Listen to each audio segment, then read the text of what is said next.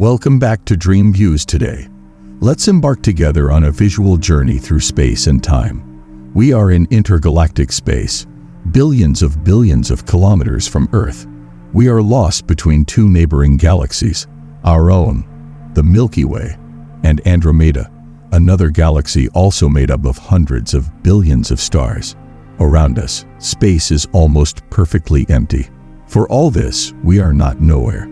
A web is woven around us. It is the web of the universe itself. Be sure to subscribe to Dream Views for more interesting and informative videos. Spacetime. This imaginary grid made up of a multitude of small particles will allow us to visualize the invisible, the geometry of the universe, and to understand its dynamics. From where we are, the grid is calm, motionless, nothing disturbs it. And if we throw a marble, it zooms straight forward, moving away through the void forever. In reality, the grid is not perfectly static. If we fast forward, we see that it drifts very slightly like a river, which flows into the stars, and whose current carries everything with it. The stars, clouds of gas, and dark matter, effectively distort spacetime, pulling the fabric of the universe in their direction. Very slowly, the two galaxies are getting closer, and in several billion years, long after we disappear, the Milky Way and Andromeda will eventually merge and become one. While Andromeda is getting closer, Big Bang researchers discovered at the dawn of the 20th century that most galaxies actually move away as a whole. The universe is constantly expanding like a fabric that stretches. The grid swells more and more and carries galaxies away from each other. As this expansion progresses, the wavelength of their light is stretched and turns red. We know today that this expansion accelerates, stimulated by still mysterious dark energy. The expansion would have begun 13.8 billion years ago, extremely compressed, containing only a mush of fluctuating energy. The universe would have descended suddenly to reach astronomical dimensions in a fraction of a second. This is the Big Bang. What was there before that? No one really knows. Tiny fluctuations becoming gigantic would have attracted matter, condensing it into filaments, halos, then galaxies, and the Earth. Today, we live near one of these stars, the Sun. Around the Sun revolves multiple bodies, planets, asteroids, and comets moving freely in the grid of the universe. The immense mass of the Sun curves space-time, and the fabric of space falls towards the star, taking everything with it. This is how the planets orbit. Without moving away from the Sun, they move straight forward, but the current continuously pulls them back towards the center. To a lesser extent, planets also attract the grid of the universe in their direction. For instance, the Earth holds the Moon, its natural satellite, as well as all our artificial satellites. The International Space Station zooms straight ahead through spacetime, but spacetime is curved by the Earth and prevents it from moving away. At a faraway distance, the grid flows slowly, and an object passing fast enough would have no difficulty escaping the pool. But the closer we get to the center, the denser the flow becomes, and the more the grid accelerates. On the surface of our planet, rockets must reach a very high speed to take off from the ground and escape the Earth.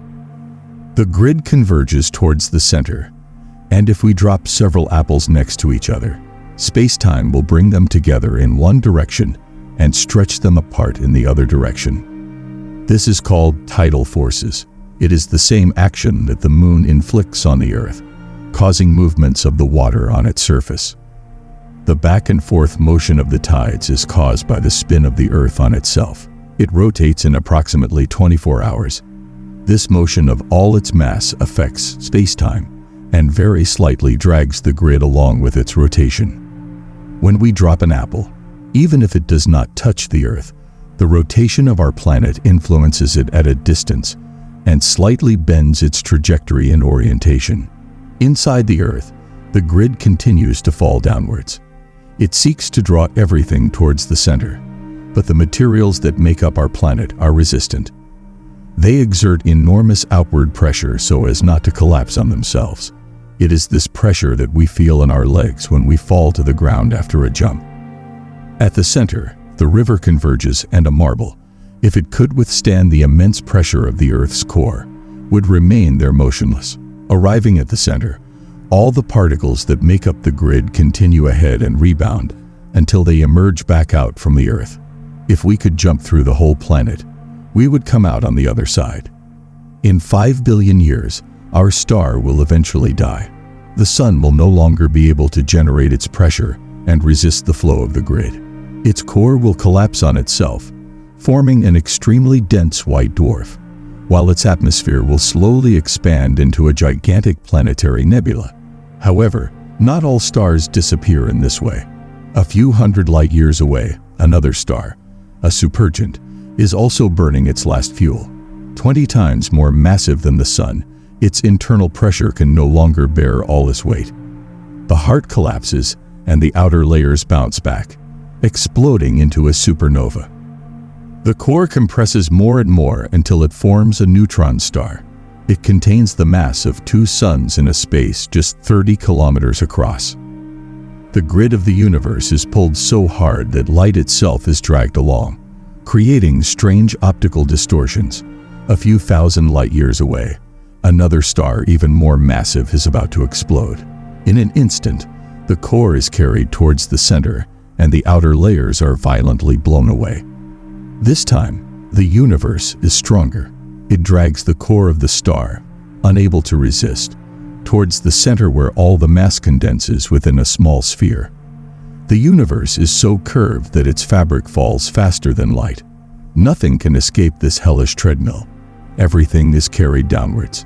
It is impossible to stay still or even send a signal outwards. It's a black hole. In the universe, some black holes are born near another star, and they capture its matter in the form of a very high-temperature plasma entering an orbit around the black hole. The plasma forms an accretion disk, which loses energy and spirals towards the horizon. Inside the black hole, very close to the center, the flow becomes infinitely fast, and all objects are strongly torn apart. The grid stretches so violently that it separates atoms from each other and spaghettifies all bodies. At the center, our current theories do not yet adequately describe the quantum behavior of space. In rotating black holes, time in the universe, nothing is static. All stars, more or less, rotate on themselves when they die, and their core compresses to form a black hole. Their rotation accelerates like an ice skater folding her arms alongside her body. This rotation is imprinted in the very fabric of space-time, which continues to rotate. Afterwards, below a certain distance inside what we call the ergosphere of the black hole, the entire grid is carried into a faster-than-light vortex, which drives bodies in the same direction of rotation. Even light is forced to rotate with the black hole. Below the horizon, where the grid falls faster, thanks for watching Dream Views.